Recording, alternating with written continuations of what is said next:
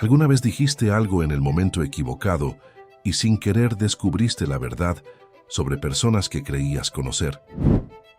Hola, lo que comienza con una incómoda reunión familiar da un giro inesperado cuando un comentario sincero cambia por completo el rumbo de los acontecimientos. Entre secretos, ambiciones y relaciones tensas, nada resulta ser lo que parece. Gracias. Esta narración es completamente ficticia y ha sido creada únicamente con fines de entretenimiento. Cualquier parecido con personas, nombres, lugares o hechos reales es pura coincidencia.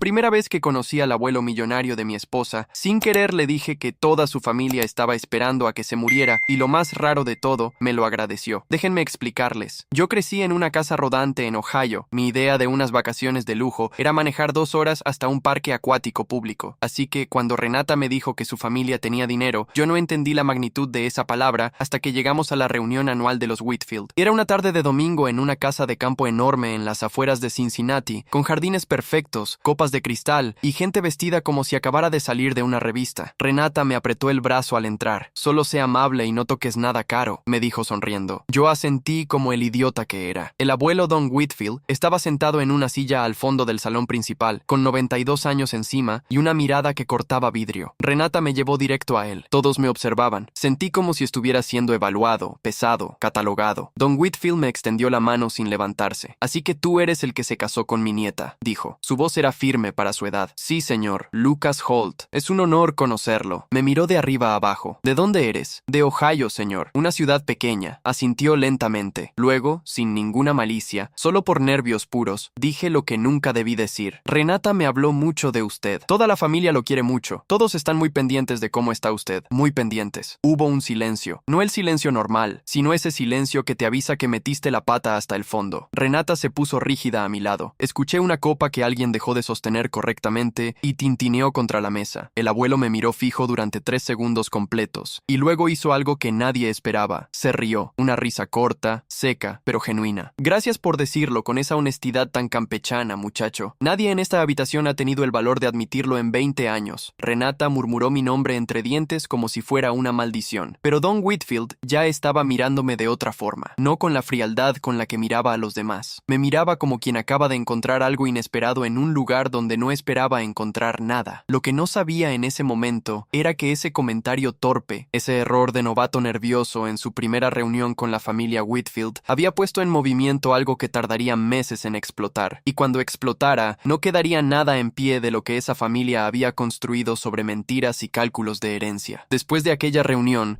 Renata no me habló durante el camino de vuelta a casa. Manejé los 40 minutos en completo silencio, mientras ella miraba por la ventana con los brazos cruzados y la mandíbula apretada. Cuando entramos al apartamento, tiró su bolso sobre el sofá y se dio vuelta. ¿Qué se te pasó por la cabeza, Lucas? Su voz era baja, controlada, pero con esa tensión que conozco bien. Fue sin querer, Renata. Me puse nervioso. Nervioso. Repitió la palabra como si fuera algo ridículo. Le dijiste al abuelo millonario de mi familia en su propia cara que todos estamos esperando que se muera. No dije eso exactamente. Lo que dijiste fue suficiente. Se fue al cuarto y cerró la puerta. Me quedé parado en la sala pensando que había arruinado todo antes de empezar. Pero al día siguiente, algo que no esperaba. Don Whitfield llamó al celular de Renata y preguntó específicamente por mí. Ella me pasó el teléfono con una expresión que no sabía si era confusión o irritación. Lucas, dijo el anciano al otro lado, ¿sabes jugar ajedrez? Básico, señor. Bien, el próximo sábado a las 10 de la mañana. Ven solo. Colgó. Renata me miró. ¿Qué le dijiste? Lo mismo que tú escuchaste. Fui el sábado siguiente. La casa de Don Whitfield entre semana era completamente diferente a la reunión familiar. Silenciosa, ordenada, con olor a madera y café recién hecho. Me recibió su asistente personal, un hombre de unos 50 años llamado Gerald, serio y eficiente, que me llevó hasta una sala lateral donde el abuelo ya estaba sentado frente al tablero. Siéntate, dijo Don Whitfield sin levantar la vista. Me senté. Jugamos. Él me ganó en 12 movimientos sin sudar. ¿Cuánto tiempo llevas con Renata? Me preguntó mientras reordenaba las piezas. 3 años. Nos casamos hace 8 meses. ¿Sabes cuánto vale lo que tengo? Tragué saliva. No, señor. Bien, los que saben ese número dinero son exactamente los que no deberían saberlo. Movió un caballo. ¿Qué haces tú, Lucas Holt de Ohio? Trabajo en mantenimiento industrial, supervisión de equipos en una planta de envasado. Asintió despacio. ¿Renata trabaja? Dudé un segundo. Está en un período de transición. El anciano levantó la vista del tablero por primera vez desde que empezamos. Eso significa que no. Lleva un tiempo buscando algo que le guste. Tiene 34 años. No era una pregunta. Seguimos jugando en silencio. Antes de irme, Don Whitfield me detuvo en la puerta. El próximo sábado, Lucas, y no le cuentes a Renata de qué hablamos. Eso debió haber sido mi primera señal de que estaba entrando en algo que no entendía del todo. Pero volví el sábado siguiente, y el siguiente. Durante 6 semanas seguidas, fui solo a esa casa a jugar ajedrez con un anciano de 92 años que me hacía preguntas directas sobre mi vida, mi trabajo, mis opiniones, y que nunca hablaba de dinero ni de familia tóxica, salvo para hacer observaciones breves que parecían casuales, pero que yo empezaba a entender que no lo eran. En la cuarta visita, me dijo algo que me quedó dando vueltas durante días. ¿Sabes cuántas veces me han pedido dinero mis propios hijos en los últimos 5 años, Lucas? No, señor. 17 veces, en diferentes formas, con diferentes excusas, deudas, inversiones, emergencias, viajes de salud. Siempre hay una razón nueva. Movió su torre, pero nadie me ha preguntado en ese mismo tiempo cómo estoy durmiendo, si tengo dolor en las rodillas, si extraño a mi esposa. Guardé silencio. Ella murió hace 11 años, agregó sin cambiar el tono. Gladys, 48 años juntos. Yo no supe qué decir, así que no dije nada. A veces eso es lo correcto. Él me miró y asintió levemente, como si aprobase mi silencio. Fue en la 6ª visita cuando las cosas cambiaron. Llegué un sábado por la mañana y Gerald me recibió con una expresión diferente, más seria de lo normal. Me llevó hasta la sala de siempre, pero antes de llegar, me detuvo en el pasillo. El señor Whitfield quiere que sepa algo antes de entrar, dijo Gerald en voz baja. Esta mañana llamó su hijo mayor, el señor Robert Whitfield. Discutieron. El señor Whitfield está alterado. ¿Debería volver otro día? Gerald negó con la cabeza. Al contrario, él insistió específicamente en que usted viniera hoy. Entré. Don Whitfield estaba sentado en su lugar habitual, pero con algo diferente en la postura, más tenso, la mandíbula apretada. El tablero de ajedrez no estaba sobre la mesa. En su lugar había una taza de café que no había tocado. Siéntate, Lucas. Me senté. ¿Renata te habló alguna vez de su padre? Robert Whitfield era el hijo mayor de Don, el padre de Renata. Lo había conocido en la reunión familiar. Un hombre de unos 60 años, bronceado artificial, reloj caro, esa clase de sonrisa que se aprende en lugar de sentirse. Algo, dije con cuidado. ¿Qué te dijo? Que es hombre de negocios, que viaja mucho. ¿Y ella? El anciano me miraba fijo. ¿Qué siente Renata por su padre? Tomé un segundo antes de responder. Admiración, creo, o lo que ella llama admiración. Don Whitfield asintió lentamente. Robert llamó esta mañana para decirme que está considerando instalar una tutela sobre mí. Dice que estoy perdiendo facultades. El silencio que siguió pesaba. ¿Es verdad? Pregunté directamente. Sus ojos se clavaron en los míos. Gané al ajedrez a mi médico la semana pasada en 9 movimientos. Tú te tardas 12. Eso era suficiente respuesta. ¿Por qué me cuenta esto a mí? Don Whitfield se recostó en su silla. Porque tú eres el único que ha entrado a esta casa en los últimos 2 años sin pedirme nada. Me quedé sin palabras. Y porque necesito preguntarte algo, Lucas, y necesito que me respondas con esa honestidad tosca que usaste el día que nos conocimos. Diga, si yo te pidiera que hicieras algo que va a molestar mucho a la familia de tu esposa, incluyendo a la propia Renata, ¿lo harías? El corazón me dio un vuelco. Esa pregunta no tenía una respuesta fácil, y los dos lo sabíamos. La dejé suspendida en el aire entre nosotros mientras afuera el jardín estaba perfectamente quieto